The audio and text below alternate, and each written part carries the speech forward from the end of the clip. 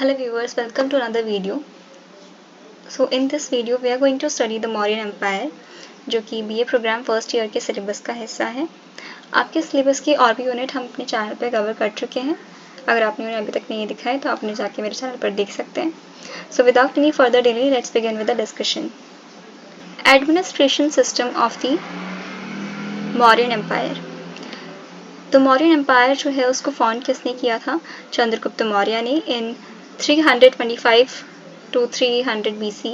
ये इनका rain period है, जिसको बाद में इनके सक्सेसर जो हैं फर्दर एम्पायर को कंटिन्यू करते हैं। मौर्यन एडमिनिस्ट्रेशन को समझने के लिए हमारे पास में 3 सोर्सेज हैं, जिसमें कौटिल्य की अर्थशास्त्र आती है, मेगास्थनीज की इंडिका आती है और अशोकन की इंस्क्रिप्शंस आती हैं।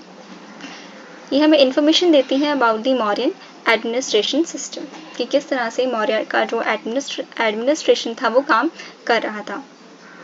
तो इन जनरल मौर्यन जो स्टेट है उसको मोनार्की माना जाता है, और जिसमें किंग की पावर जो है सबसे सुप्रीम होती है सेंटर पर।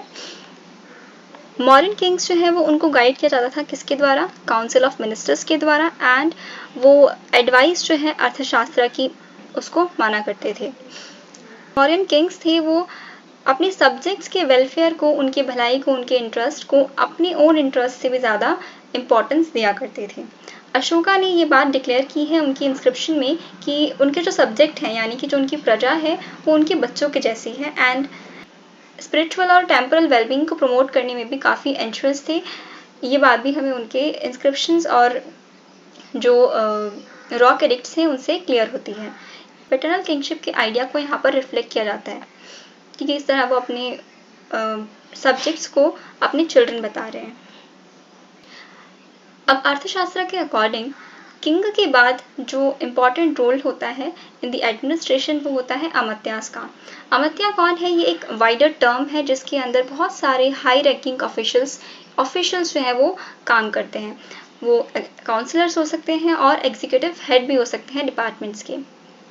अर्थशास्त्र मेंशन करता है 2 बॉडीज को, जिसमें पहली है body of mantrins, one small body of mantrins जिसको मंत्र परिषद कहा जाता है, और which included the executive heads of the department. तो इसमें डिपार्टमेंट के हेड्स होते हैं। Apart from the king his consultative bodies. अब किंग के अलावा जो है वो हाई रैंकिंग ऑफिशियल कौन होते हैं? इम्पॉर्टेंट पोर्टफोलियो से होल्ड करते हैं। समहार्थी यानी कि चीफ ऑफ द रेवेन्यू, यानी कि रेवेन्यू कलेक्शन में जो इम्पॉर्टेंट हाई ऑफिशियल है वो होगा Samahantri, who was in charge of the maintain accounts. इनका काम होता था कि ये अकाउंट्स को मेंटेन करेंगे। सनिधात्री ये ट्रेजरर के इंचार्ज हुआ करते थे, रॉयल जो ट्रेजर है उसको देखा करते थे। द्वारिका chief of the palace attendant, यानी कि पैलेस में काम करने वाले जितने भी पीपल हैं उनके ऊपर हेड होते थे। Antarmashika chief of the palace guard. तो पैलेस गार्ड के जो चीफ हुआ करते थे वो अंतरमशिका हुआ करते थे। अर्थशास्त्र ये पहली इंडियन टेक्स्ट है जो इस बात को डिफाइन करती है कि सप्तंग राज्य, इस तरह की एक आइडियोलॉजी को ये प्रेजेंट करती है जिसमें स्टेट के अंदर 7 ऑफिसेस हैं और उन 7 ऑफिसेस के अंदर फर्दर डिवीजन है। स्वामी जो कि लॉर्ड है, किंग है। अमात्या मिनिस्टर, इनके अंदर भी फर्दर जो हायरार्की है वो होगी, इनके नीचे काम करने वाले ऑफिशियल्स। जनपद यानी कि टेरिटरी और the people. Durg the fortified capital. कोश द ट्रेजरी, एंड डंडा जस्टिस और फोर्स। मित्र एली। अशोका इंस्क्रिप्शन एक और बात को मेंशन करती है कि मैनी काइंड ऑफ महामंत्रास और दी हाई ऑफिशियल्स, जैसे कि अंत महामंत्रा, ये होते थे इंचार्ज फ्रंटियर एरियाज के।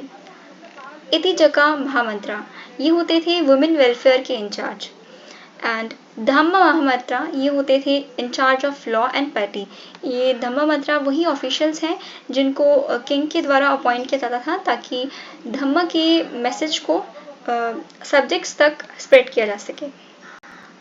मौर्यस के पास में लार्ज और efficient well equipped standing army हुआ करती थी जिसको स्टेट के द्वारा मेंटेन किया जाता था। अकॉर्डिंग टू अर्थशास्त्र के अकॉर्डिंग मौर्यन एम्पायर जो है उसके आर्मी में ये एलिमेंट्स थे। इन्फेंट्री हुआ करती थी यानी कि पैदल जो सेना है वो, कैवलरी हुआ करती थी यानी कि घुड़सवार, और एलिफेंट्स हुआ करते थे, चैरियट्स हुआ करते थे। The king had the supreme command of the army, तो आर्मी को कमांड करने वाली जो सुप्रीम अथॉरिटी है वो किंग की होती थी, और हाईएस्ट मिलिट्री ऑफिसर जो है वो भी किंग ही हुआ करता था। आर्मी एडमिनिस्ट्रेशन जो है वो क्लोजली कनेक्टेड था किसके साथ में? एस्पनेज के साथ में। अब एस्पनेज क्या है? अशोका की इंस्क्रिप्शन जो है वो मेंशन करती है इन ऑफिशियल्स को, प्रतिवेदक और पुलिसनी को। ये वो ऑफिशियल हैं जो रिस्पॉन्सिबल हुआ करते थे टाइम टू टाइम किंग को पब्लिक के ओपिनियन को बताने को। अर्थशास्त्र रेफर करती है स्पाइस को भी, यानी कि जो गुप्तचर हुआ करते थे, जो सीक्रेटली मैसेंजर्स किंग अपॉइंट किया करते थे ताकि पॉलिटिकल जो सिनारियो है या फिर जो पॉलिटिकल स्ट्रक्चर है उसको स्ट्रेंथन बनाए रखने के लिए इनको पैलेस में प्लेस किया जाता था। संचार के लिए इनको रोम किया जाता था, यानी कि ये प्लेस टू प्लेस जाया करते थे और सीक्रेटली इंफॉर्मेशन जो है किंग के पास में लेके आते थे। The Mauryans had to organize well setup. Mauryans को एडमिनिस्ट्रेशन जो है उनका फाइनेंस का उसको भी काफ़ी अच्छा बनाना था, क्योंकि बहुत सारे न्यूमरस हाई रैंकिंग ऑफिशियल जो हैं वो स्टेट में काम कर रहे हैं। अब इतने सारे हाई रैंकिंग ऑफिशियल्स हैं, उनको पे करना है, तो उनका फाइनेंस एडमिनिस्ट्रेशन भी अच्छा होना चाहिए। तो कौटिल्य जो है वो उनको ऐसा विगरसली देखा गया है कि वो स्टेट में उनका कंटिन्यूस पार्टिसिपेशन रहा है, और रेगुलेशन और कंट्रोल जो है इकोनॉमी के ऊपर उनका उसमें भी काफ़ी अच्छा कंट्रीब्यूशन है। देयरफॉर बैंक्यार्ड लेविन ये बात आर्ग्यू करते हैं कि जो मौर्य स्टेट है वो स्ट्रिक्ट कंट्रोल करती थी किसके ऊपर? उन सभी एक्टिविटीज़ के ऊपर, फिर चाहे वो टैक्सेशन हो या फिर वो पॉलिसीज़ हो जो भी कौटिल्य के द्वारा प्रिंसिपल्स बताए गए हैं उनकी अर्थशास्त्र में पॉलिटी के चैप्टर में। अब बात करते हैं प्रोविंशियल एडमिनिस्ट्रेशन की। तो मोस्ट रिमार्केबल एस्पेक्ट जो है मौर्यन एडमिनिस्ट्रेशन का वो उसका प्रोविंशियल एडमिनिस्ट्रेशन है। अशोका की इंस्क्रिप्शन जो है वो ये बात बताती है कि जो मौर्यन एम्पायर है वो डिवाइड था सेवरल प्रोविंसेस में, जिनके ऊपर एक गवर्नर को अपॉइंट किया जाता था। There seem to have been at least 4 provinces, तो 4 प्रोविंसेस हमें देखने को मिलती हैं सदर्न में, नॉर्थ में, वेस्ट में, ईस्ट में। तो जो सदर्न मोस्ट सेंटर है वो है स्वर्णगिरी, नॉर्थ में है तक्षशिला, वेस्ट में है उज्जैनी और ईस्ट में था तोशाली। तो मौर्यन जो है वो अपॉइंट करते थे रॉयल प्रिंसेस को या फिर उन्हीं मेंबर्स को जो रॉयल फैमिली के हुआ करते थे as a governor of province के अंदर जो गवर्नर है वो रॉयल फैमिली का ही हुआ करता था। हमें एक और 5th यूनिट के बारे में मालूम पड़ता है। ये जो 4 हमने प्रोविंसेस देखे, इनके अलावा भी एक और हमें ऐसी यूनिट के बारे में रेफरेंस मिलता है जो कि है एडमिनिस्ट्रेशन एंड काठियावाड़। यहाँ पर हमें एक बात पता चलती है कि जो पुष्यगुप्त और एनारियन तुशास्पा है, इनको यहाँ पर गवर्नर अपॉइंट किया गया during the rain of Chandragupta Maurya और अशोका के टाइम पर। अब ये बात जो है वो कहाँ से हमें मालूम पड़ती है? इसका सोर्स है रॉक इंस्क्रिप्शन ऑफ रुद्रमान 1 का, जो कि 150 AD का है। ये इस बात को बताता है कि यहाँ पर इन ऑफिशियल्स को अपॉइंट किया गया, ना कि रॉयल फैमिली के प्रिंसेस या फिर रॉयल फैमिली के मेंबर्स को। तो ये जो 2 गवर्नर्स हैं ये आउटसाइडर थे to the royal family. District level पर आते हैं, आप प्रोविंशियल लेवल देख लिया। तो जो प्रोविंसेस थी उनको फर्दर डिवाइड किया जाता है डिस्ट्रिक्ट में, और ये जो डिस्ट्रिक्ट हैं इनको रेफर किया जाता है एज आहारा और जनपदा के नाम से अशोका की इंस्क्रिप्शन में। अशोका इंस्क्रिप्शन सजेस्ट करती है कि प्रदेशिका और राज्युका और युक्ता ये ऑफिशियल्स के नेम हैं। अब इनके सोर्सेस देखते हैं, जो भी एडमिनिस्ट्रेशन के बारे में हमें इंफॉर्मेशन मिलती है उसके सोर्सेस क्या क्या हैं। अर्थशास्त्र, तो इनको थोड़ा सा डीपरली स्टडी करते हैं। अर्थशास्त्र बताता है कि एडमिनिस्ट्रेशन स्ट्रक्चर जो है मौर्यन एम्पायर का वो काफ़ी इलेबोरेट है। In his discussion country side के अंदर जो डिस्क्रिप्शन दिया गया है एडमिनिस्ट्रेशन का वो कुछ इस तरीके से है कि यहाँ पर किंग जो है वो एस्टैब्लिश करता है एक हेडक्वार्टर जिसको स्थानीय कहा जाता है और इसको एडमिनिस्टर करता है एक यूनिट जो कि 1800 विलेजेस से मिलके बना होता है। द्रोणामुखा ये एक और यूनिट है एडमिनिस्ट्रेशन की जिसके अंदर 400 विलेजेस आते हैं। कवर्तिका ये एक और यूनिट है जिसमें 200 विलेजेस से मिलकर ये बनता है और संग्रहानहा ये 10 विलेजेस का एक यूनिट है। तो स्थानिका और गोपा जो हुआ करते थे वो इन सभी एडमिनिस्ट्रेटिव यूनिट्स के हेड हुआ करते थे, इंचार्ज हुआ करते थे और विलेज जो है वो सबसे स्मॉलेस्ट यूनिट है लोकल एडमिनिस्ट्रेशन का। मेगास्थनीज के अकॉर्डिंग यहाँ पर डिस्क्रिप्शन दिया जाता है म्युनिसिपल एडमिनिस्ट्रेशन का जो कि फेमस सिटी पाटलिपुत्र के बारे में बताते हैं। तो अकॉर्डिंग टू हिम यानी कि मेगास्थनीज के अकॉर्डिंग पाटलिपुत्र जो है वो म्युनिसिपल एडमिनिस्ट्रेशन जो है उसको जारी करती थी। यहाँ पर 30 मेंबर्स देखने को मिलते हैं यानी कि 30 ऑफिशियल्स जो हैं वो यहाँ पर काम करते हैं जिनको अष्टमुनाई कहा जाता था और यहाँ पे 6 बोर्ड हेडिंग्स में ये डिवाइडेड है यानी कि 6 ऑफिसेज हैं जिनके अंदर 5 मेंबर जो है वो काम करेंगे यानी कि 5 ऑफिशियल्स इसके अंदर अपॉइंटेड रहेंगे। नागलक विहोयक महामट्टा ऑफ अशोकन इंस्क्रिप्शन यहाँ पर ये जो है एसोसिएटेड है किससे, सिटी एडमिनिस्ट्रेशन से। ये जो ऑफिशियल नेम है नागला विहोयका महामट्टा ये सिटी एडमिनिस्ट्रेशन से जुड़ा हुआ है और कौटिल्य जो है म्युनिसिपल एडमिनिस्ट्रेशन का भी रेफरेंस देते हैं।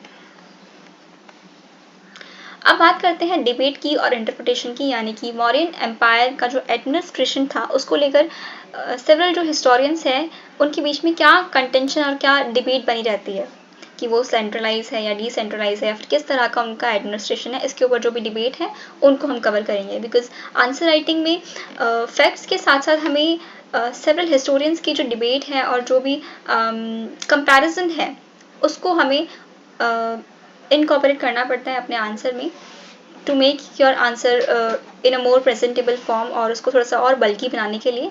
सो let's look at the debate on the basis of Arthashastra and Indica. तो अर्थशास्त्र और इंडिका के बेसिस पर स्कॉलर्स ऐसा बिलीव करते हैं कि जो मौर्यन स्टेट है वो हाईली सेंट्रलाइज्ड है, उसका जो एडमिनिस्ट्रेशन है वो सेंट्रलाइज्ड है यानी कि जो पूरा कंट्रोल है वो एक राजा के जो कैपिटल है उसके हाथ में है एंड और जो भी एडमिनिस्ट्रेशन है वो हर जगह पर यूनिफॉर्म है यानी कि सिमिलैरिटी हमें देखने को मिलती है स्ट्रक्चर में एडमिनिस्ट्रेशन के। This idea was prevailed for long पर काफ़ी समय तक तो ये आइडिया चलता रहा कि जो मौर्यन एम्पायर है वो उसका एडमिनिस्ट्रेशन सेंट्रलाइज है, लेकिन अब स्कॉलर्स आते हैं जो लाइक रोमिला थापर एंड जर्नार्ड फर्स्टमैन ये इस आइडिया को मॉडिफाई कर देते हैं यानी कि इस आइडिया को किस तरह से चेंज करते हैं वो देखेंगे हम।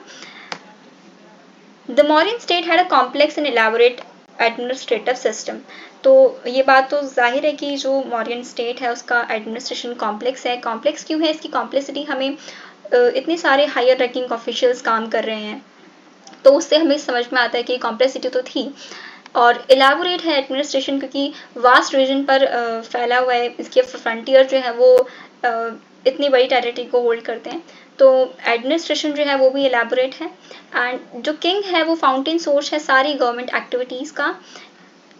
All major sources of the modern period जो जितने भी हमें सोर्सेज मिलते हैं मॉडर्न एम्पायर को स्टडी करने के वो एक ही बात पर जोर देती हैं कि नोशन पर एक ही आइडिया पर एम्फसाइज करते हैं कि लेवल ऑफ सेंट्रल कंट्रोल यानी कि जो कंट्रोल है वो सेंट्रल लेवल पर है यानी कि सेंटर के हाथ में ही सारा कंट्रोल है और यूनिफॉर्मिटी है पूरे मॉडर्न एडमिनिस्ट्रेशन में। लेट्स सी अब ये जो ओपिनियन है ये बना रहता है या फिर इसको फर्दर मॉडिफाई किया जाता है या नहीं। अब बात करते हैं रोमिला थापर की थ्योरी की कि वो क्या कहती हैं मौर्यन एम्पायर के एडमिनिस्ट्रेशन के बारे में। तो इनिशियली तो वो जो मौर्यन एम्पायर है वो गवर्नमेंट है किसी सेंट्रलाइज कंट्रोल की और प्लानिंग की ये बात कही गई थी, लेकिन बाद में रोमिला थापर ऐसा बताती हैं बहुत सारे फैक्ट्स और सजेशंस को देखने के बाद में कि जो मौर्यन एम्पायर है वो होमोजीनियस नहीं है एज अ होल, मतलब कि पूरी तरह से अगर उसको देखा जाए तो हमें होमोजिनिटी नहीं देखने को मिलती, सब जगह सिमिलैरिटी नहीं है।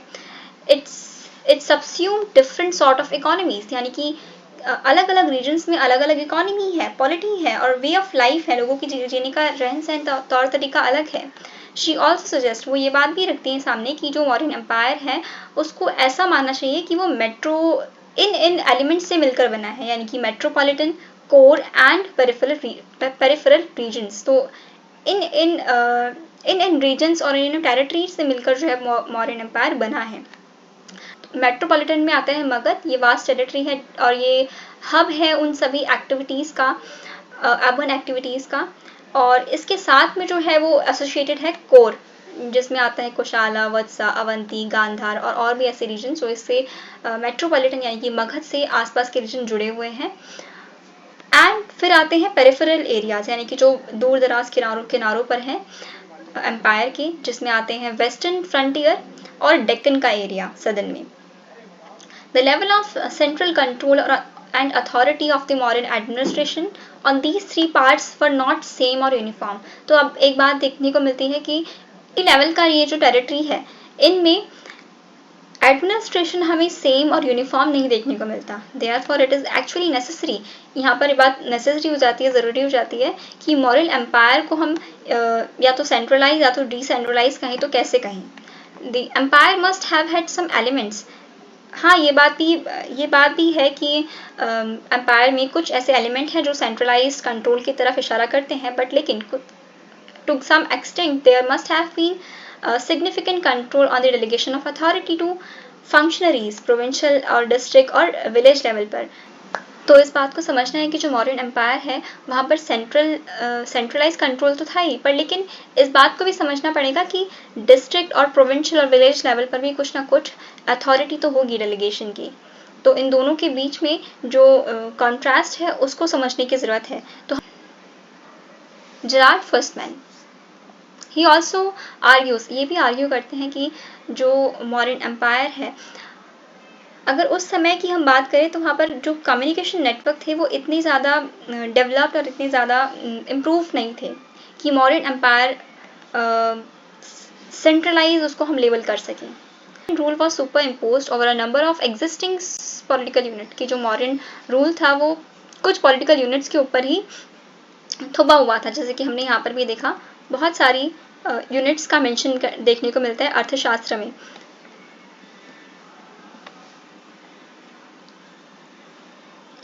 which must have been allowed to continue exercise on various degree of autonomy। तो यहाँ पर जो डिग्री ऑफ ऑटोनॉमी है यानी कि जो कंट्रोल करने की जो ऑटोनॉमी है वो वेरी करेगी फ्रॉम रीजन टू रीजन,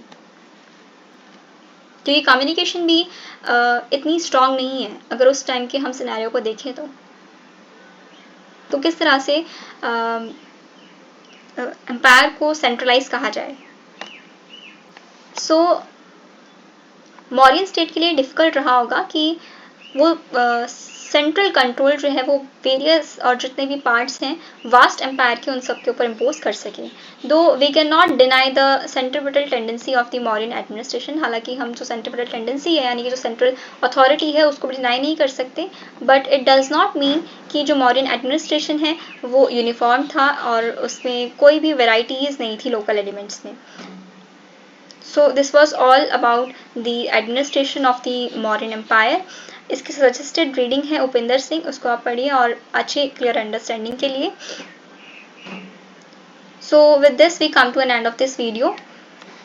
इस यूनिट के बाकी जो टॉपिक्स हैं उनको हम सेपरेट वीडियो लेक्चर्स में डिस्कस करेंगे। Till then, if you haven't like and subscribe my channel, please do that for more related videos। Thanks for watching. We'll see you in another video।